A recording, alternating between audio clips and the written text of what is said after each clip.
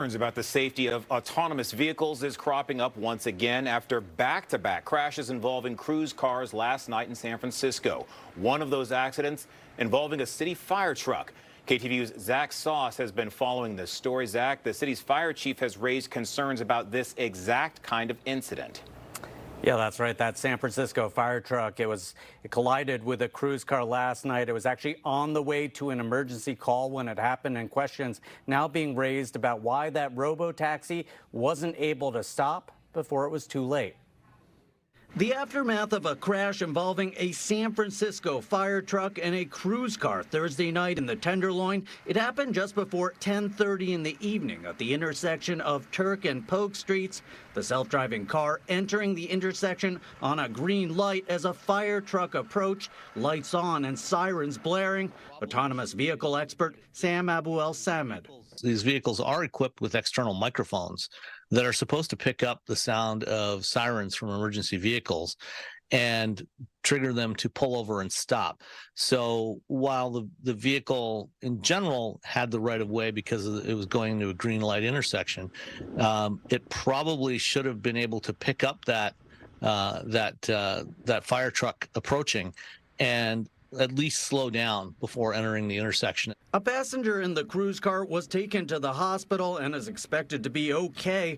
Cruise posting a statement to social media saying in part, quote, "Our primary concern is the rider and their welfare, and we have reached out to offer support. We are also deeply mindful of the well-being of the first responders and any individuals affected by this incident."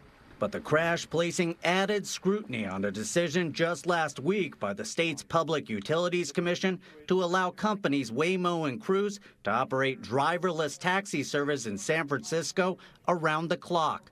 At the time, that decision slammed by a number of city leaders, including San Francisco's fire chief, who cited more than 50 cases this year of self-driving vehicles interfering or impeding first responders.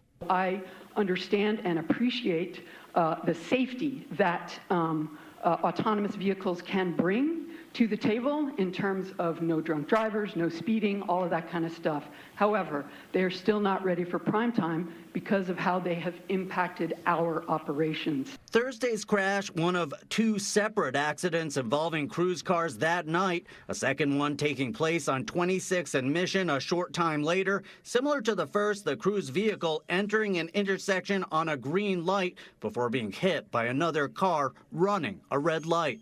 The company says this driverless car did not have any passengers. Based on what little we know at this point, the cruise vehicle was not actually at fault, but they're generally pretty safe.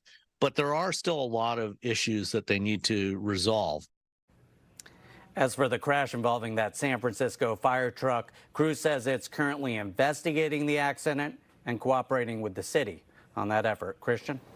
Zach, I know that there's been some question in the past about how these vehicles can be cited for violations. Wondering if there is any word at this point if a citation has been issued either to Cruise or to anyone involved in that incident.